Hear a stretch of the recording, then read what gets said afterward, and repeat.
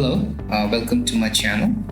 In this video, we'll be discussing how to incorporate responsive images in your web application using HTML and CSS. So to keep this video more focused and simple, we'll just be dealing with one image that we see right here. So let's assume we're working with an e-commerce site and you're on the landing page and the image here is the top image.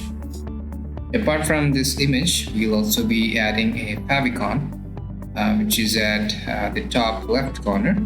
Helps you with the branding of your web application and keeps it more professional. So it's always good practice to add a favicon to your website. So this is a simple web page where in the body we have a div element, and inside the div element we have an image element. So we'll get into the code soon. So just to give some reference of what we'll be accomplishing by the end of this video, and what I mean by responsive images is to render different image sizes with the change in the size of the screen or the viewport. So let's say you're rendering, or the user of your web application is rendering on different devices, say on a mobile or an iPad or a PC.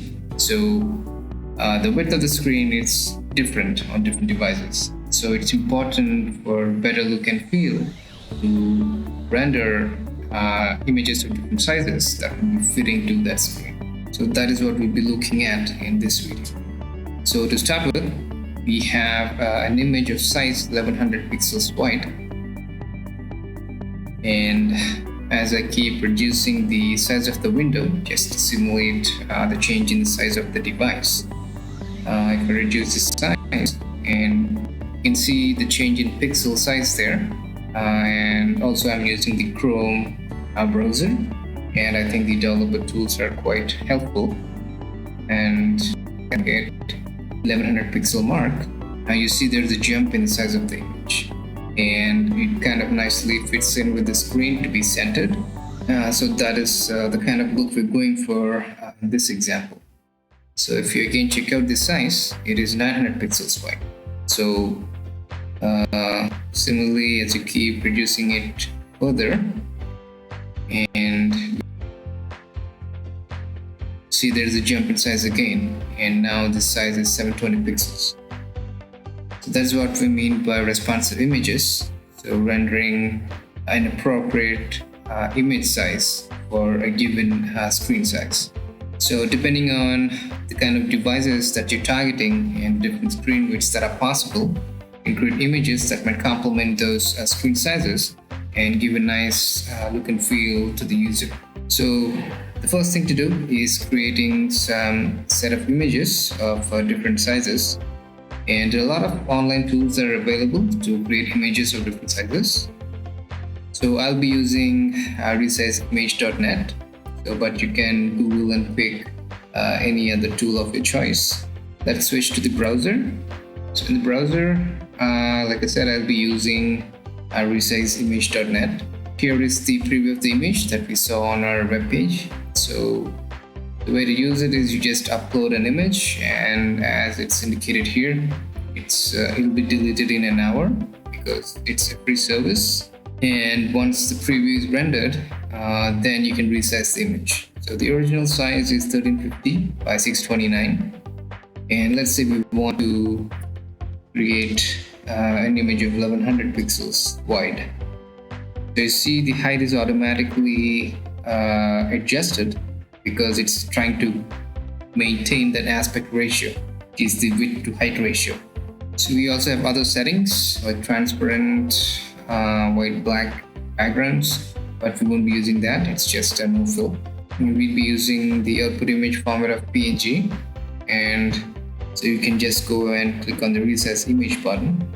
So once it is done, it will give you links to view, download image. So accordingly, you can download that image. So just like to create images of different sizes, you also have the ICO convert. So that is to generate favicons. So that's right here. So just like the image, you upload an image for creating the Favicon as well. And we have the shopping cart Favicon.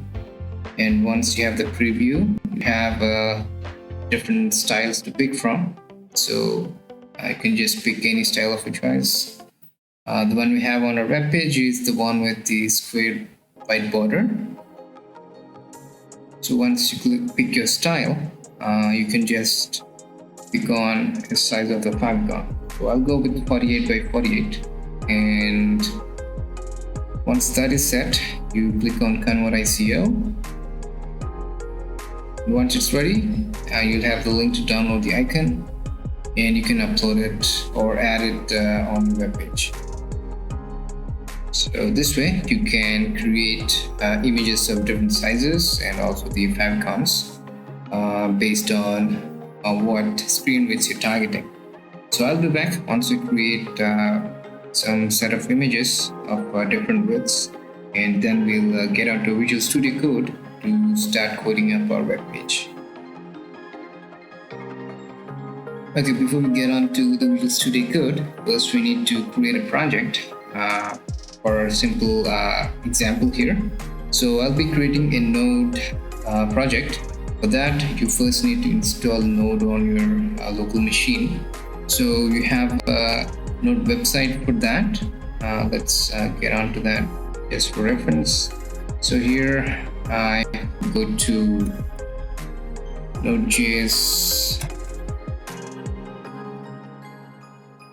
So once I visit that page, you can see it is able to detect what operating system I'm on, and it has a link to download and install Node.js. So this is the long-term support version. So you just download it and follow the steps for installation. So once Node.js is installed, and also the npm package manager is the Node package manager, we can create our project and start with our example. Okay, so let's go back to the terminal. I'm using HyperTerminal here.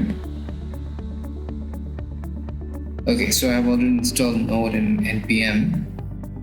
So the way to create or initialize a Node project is using npm command, and in it I'll give the -y option, so that will set yes to all the default settings for the project. Okay, so the project is created, and it has created a project with some default settings, name, version, description, and so on. So if we check out or list out the contents, we just created package.json, and we'll also be installing a package, HTTP server, so that our web page is served on a local HTTP server, just to simulate the production deployment of a website where it is served over some machine on the internet. So for that, we'll again go back to the browser, go to the npm website. So that is where all the Node packages are maintained and accessible to the community. So npmjs.com. So the one that we want is HTTP server, and it's the first hit. So here we have the instructions and the documentation on how to install and different options and so on. So to install globally, I just have npm install command and HTTP server, the package name. So because we want to install it just for our project, we can use the normal installation without the global flag. And the way the server is launched is through this command. So HTTP server followed by the path that defaults to public. That is where you can keep all your source files like HTML, CSS, all the files. And then the options. So here are the listed options like -P for port. Default is 8080, but you can give any other port of your choice. So once the server is launched, the way to talk to it from the browser is by going to the URL localhost 8080. So let's install the HTTP server package back on the terminal. Okay, we're back on the terminal. So let's install HTTP package.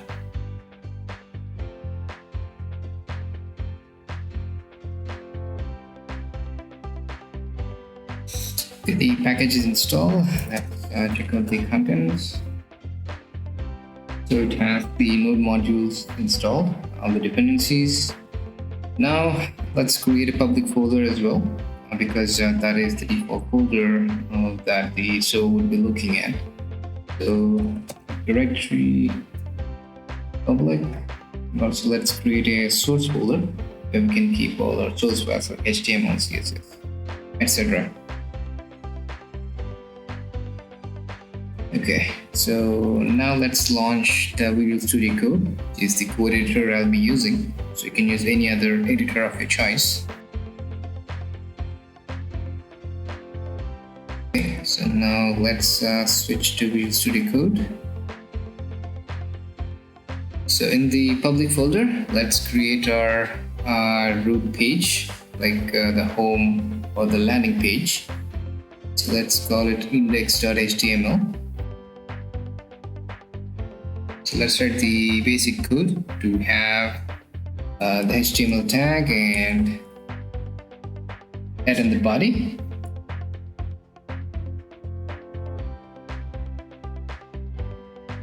So let's give a meta tag with character set 8, PDF 8. Then let's give a title tag.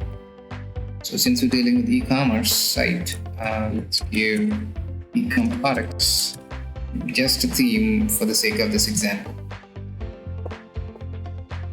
And in the body, let's give a div element. Let's give it a 90 because we're going to contain the top image. Let's give it top image. And then the actual image element. So here, the way to render different image sizes is using the srcset attribute of the image and also these sizes. So let's look at that, the documentation, the Mozilla documents.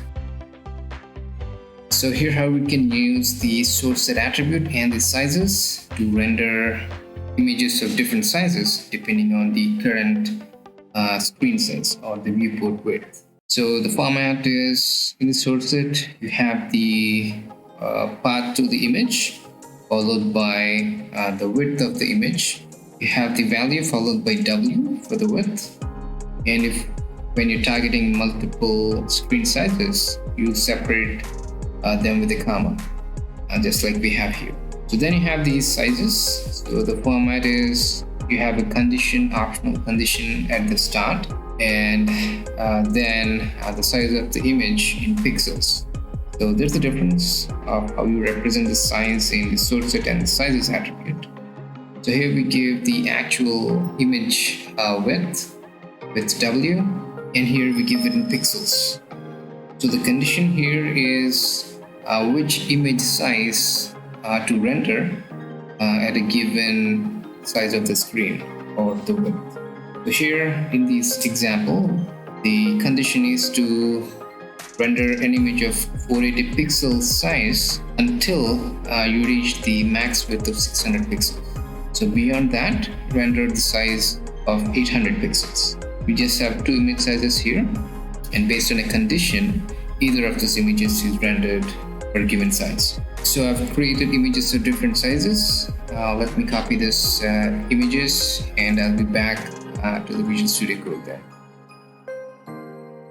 Okay, now we're back in the Visual Studio Code. I created a few images of different sizes.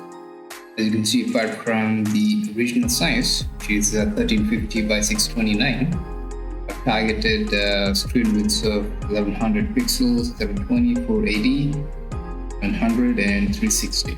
Also, the Favicon I created size 48 by 48, so the shopping cart. So you can have icons of other different sizes, and also a different platform, say like the Mac platform, where you can have Apple specific icons, so that you can handle probably in a full-fledged web application. So here, since we're keeping it simple, we just have one favicon and a few images. to target different widths. Like we saw on the Mozilla documentation, we'll be using the source set and the sizes attribute of the image tag in order to accommodate different images that we just created. This is what we'll be having as values for the source set and sizes attributes. Since I've created new folders in the source folder, like images, icons, and within the images, the other different images, we just have the path to the image and then the size of the actual image, like the width. And in the sizes, we have some kind of conditions where we want up to 480 pixels. We want to render size of width 360 pixels, and similarly from 480 until 600 pixels we want 480 pixels. So we have this different ranges so that we have that centered image. Let's go back to the browser. So here we just want an image of fitting size for the current screen size. Let's switch back to Visual Studio Code. So this is for the images, like rendering different images for different width ranges. So once we have that, we have also to include the favicon. So we can do that in the head tag. We have to use a link tag. So link, the relation will be icon, and then we have the type, which will be image icon. And then we have the reference to the actual favicon file, so which is the icons shopping cart 48x48 PNG. So we can give the path relative to where we have the index.html. So the index.html is in the public folder, and the favicon is at the same level, like source, images, icons, and then the file. So we have to give the whole path there relative to index.html. Images, icons, then shopping cart folder. So that is the way to add favicon to your page in the head tag, and also like images, like responsive images to be rendered in different width sizes in the image tag using source sets and sizes. So let's now start up the HTTP server and see how the page is getting rendered, and if at all we're able to render the images in a responsive fashion. So let's go back to the terminal again, hyperterminal. So we actually need to get to the project folder. Inside the folder where we have the root of the project. The way to launch is by using npm start, but how do I know that I have to use that command? For that, we need to have a look at package.json file, where all the information is available on the installed packages and the dependencies in our project. So let's quickly go back to the Visual Studio Code so that we can take a quick look at the configuration there. So if we go to package.json, this is like the default settings that we had, like the name, version, main, and so on. So here, if you look at the dependencies, we have HTTP server, which we installed, and here we have something called scripts. So here we can add how we want to launch the HTTP server through an npm command. We can give a start command here, so that will be how we're going to launch the HTTP server, and then the actual command to launch the HTTP server. So the actual command is HTTP server, and also it has to be inside a string. And the option is -c-1. That is to disable caching, so that we see the changes in the web page right away. So that is quite handy when you're doing the development locally on your system and you want to see the changes in your code, how they're reflected in the web page. So with that said, now we can go back to the terminal and launch the HTTP server. Okay, we're back on hyperterminal now. So let's try the command npm start. So as you can see, we're able to launch the HTTP server, and it's on the default port 8080. Also, the server is able to detect the public folder, which is the default location from where the web pages will be served. So the way to talk to the server from the browser would be through the localhost on the port 8080. So let's get back to the Chrome browser. So if we look at the code here, you see we have the source tag and the current image size is 1100 pixels. So let's see if we're able to responsively render different images for different screen sizes. So let's try to keep reducing the size of the browser window here. So we see that pixel width is changing. So you see the change to 1100 pixels. We have the 900 pixel image being rendered based on the settings here. Let's drag it a little bit here so that we can see. So in the sizes, if you see, until 1100 pixels, the size is 900, and until 1350, it was 1100. So initially we started off with 1100 pixels. And once we hit the 1100 mark, we got the 900 pixels. Next, when we changed to 900, the image size rendered should be 720 pixels. So let's try that. We go see when we got below 900 and we check the size, it is 720. So we're actually able to render responsive images with changing the screen size, which in our case is the browser window size. So that seems to be working. So now let's work incrementally on getting the desired look and feel, like getting the image to the center of the screen relatively, and also maybe change the background color of the body. So let's work on that next. Okay, we're back in Visual Studio Code. We go to index.html. We have the elements here, but they are not styled yet. So let's create a CSS file so that we can style the div and the body elements. So in the source, let's create another folder.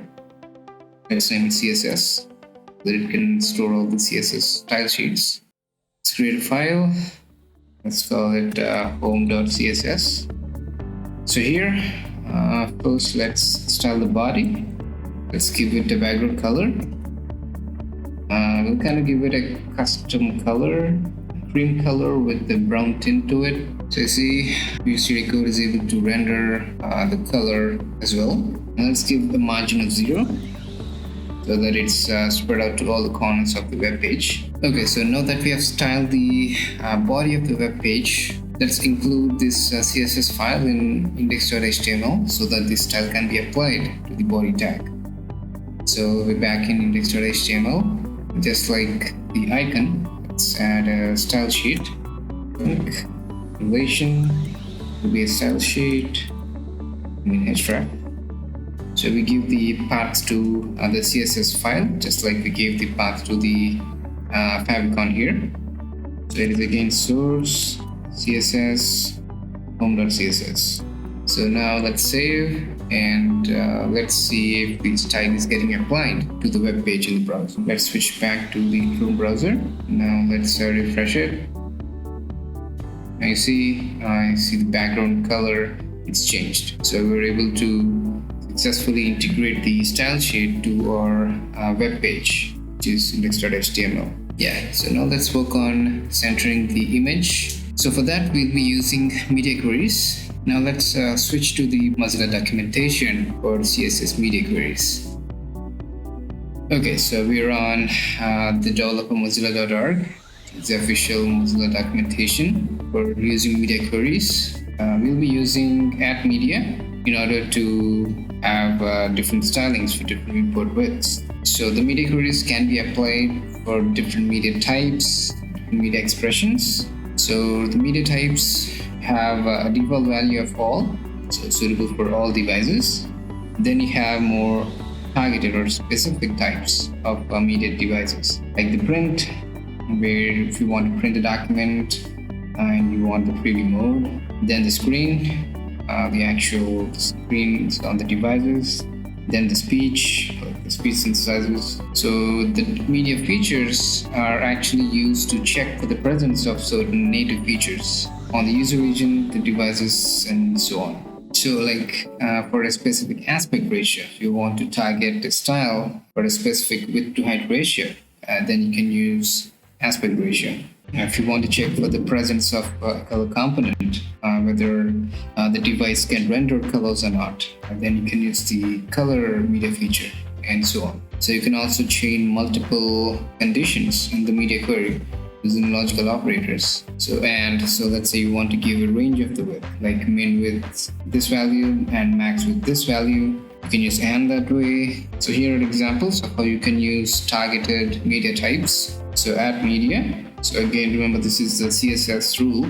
So add media, screen, comma, print, and then you give whatever styling of elements you want within those brackets. Similarly, media features. You can check for the width, which is of interest in our example here, and then the complex media queries with the logical operators. Like I said, you can give a range, you can also give orientation, separated by the and keyword. So this is how we can use media queries. And let's get back to our Visual Studio Code so that we can work on styling the image and getting it relatively centered.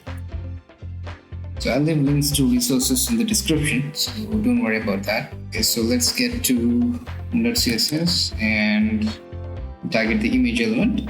So let's give media type screen. That is more specific. And let's say up to a max width of 480, we want the image to have certain spacing so that it's kind of centered. So let's give max width of 480 pixels. And now we want to style the image element inside the div element. So because in the index.html we have given an ID of top image to the div, we can target the image inside the div using the ID. Or you can just directly give the image because we only have one image, but in case we have multiple images, that would be a way to target the specific image element using the ID. So ID top image. So here the kind of look we're going for with the image is to have it kind of centered. Right now it's kind of to the left. So let's go back to the browser to get some perspective. So here, as we can see in the browser, the image right now it's to the left and we have some space to the right. So what we want is kind of some uniform spacing to the left and the right so that the image is relatively centered. So the way we could do that is by adding some padding to the left of the image so that the image is kind of pushed to the center. So to give more idea what we're trying to do, we take the box model here, and if we go to the body and we have the div here, so if we kind of give some padding there, right now there is no padding, no border, no margin. So this is kind of the box model for every element that you can find on the HTML page. So by adding padding, it actually becomes part of the element, and that's how we can position the image to the center. So let's try it out here. Let's say 10%, or that's actually in pixels. So let's say 30 pixels. So as you can see, it's kind of getting pushed to the center with some spacing to the left. So that seems about right, like 100 pixels. As you can see, we were able to get the image to be relatively centered on the screen. So this is the kind of look we're going for, and we can add padding to the CSS style there so that we can achieve this end result. So let's switch back to Visual Studio Code, and in here let's add padding left. The pixels that we saw like in the DevTools, that is actually absolute units. So what we're working with here is responsive images. So that won't exactly be scalable or play well with the adaptive screen size or the viewport. So a better unit is percentage, because the percentage, it's kind of relative to the parent, and since we're targeting the image here, so the parent would be the div, and if we actually target the div, it would be the body tag. Just to give for clarity, we go to the index here. We have the body. Inside the body, we have the div, and then the image. So if we give some percentage of padding for the image element, that would be with respect to the padding set for the div element here, which is the parent. Back to CSS here. If we give maybe 10%, okay, we need to have an AND operator here because we have the media type, and then we have the media feature here. Okay, so the error is gone, and let's go back to the browser and see how it looks. So we just have the padding because we explicitly gave the 100 pixels here. So when we refresh, as you can see, the padding is gone because that was temporarily done on the DevTools. So even when you refresh, we're not able to see that padding getting applied because the current viewport width is greater than 480. But we give the condition that the max width is 480. So let's try to reduce the size of the browser window so that it gets to that 480 mark.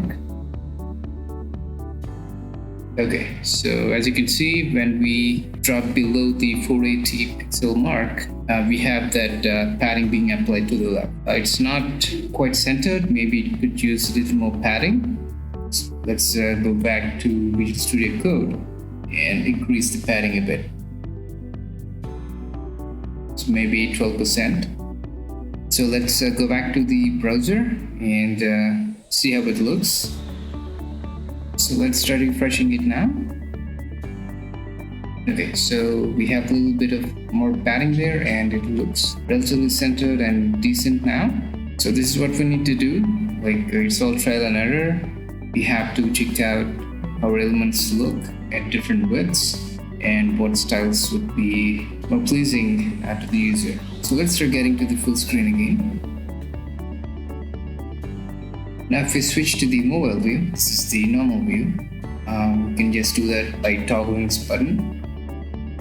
So now we have the default mobile view with the Galaxy S5 and with the viewport width of 360 pixels. So as you can see here, even though we are within the range of the 480 pixels, which is the max width that we set with the CSS styling, we still see that the image is kind of to the left. So if we go and see the size of the image that is being rendered here, see that it's 900 pixels. So even though we have a device viewport width of 360 pixels, the browser is not able to render the appropriate image size because it actually needs more information on how to handle the change in the viewport and also the scaling. So we'll have to give that information to the browser through a meta tag in the head section of the web page. So let's go back to the Visual Studio Code and fix this issue. So here I already have that commented out. So this is the tag that we need to include in index.html so that the browser has additional information or metadata on how it has to handle the change in the viewport width and accordingly render the content of the web page. So in the meta tag, we have the name attribute. It will be viewport, and then the corresponding value would be in the content. So we're giving the width to be the device width and the initial scale to be 1. The browser should now have the required information and should be able to render the correct image size now. So let's see how it goes with the Chrome browser. Refresh. And now you see the image is nicely spread out at the top of the screen. And if you just hover, you see the right image size is now being rendered. It's 360 pixels. So this is the kind of look we're going for, either the image to be spread out at the top of the screen or the web page, and if the image is small, then to be centered in the viewport. So let's switch back to the normal view and let's reduce the size again to that 480 pixel mark. Okay, I might have commented out the padding there. So let's fix that. Yeah, the padding is commented out. So let's save it and re-render. Okay, so it's kind of centered now. Looks good. So let's go to 360. Because at 360 pixel mark, the image is kind of spread out at the top of the screen. We want to have that look at the 360 pixel mark. So we can change the media query to have a min width of 361 pixels and a max width of 480 pixels. So that way we'll be able to have more customized look for the content on the web page. So let's do that. Let's add another condition here. Let's give a min width of 361 pixels, and now see how that changes the view on the page. Let's refresh it. Okay, now we have the desired look. So when it is 360, you see it's kind of spread out neatly, and as we increase the size, so until 480, it will kind of maintain that image in the center. So once we go beyond 480, we again have the image to the left. So we need to keep checking out how the image looks at different screen widths, and accordingly adjust the padding so that the image is relatively centered. I'll do some trial and error, and I'll be back with more media queries.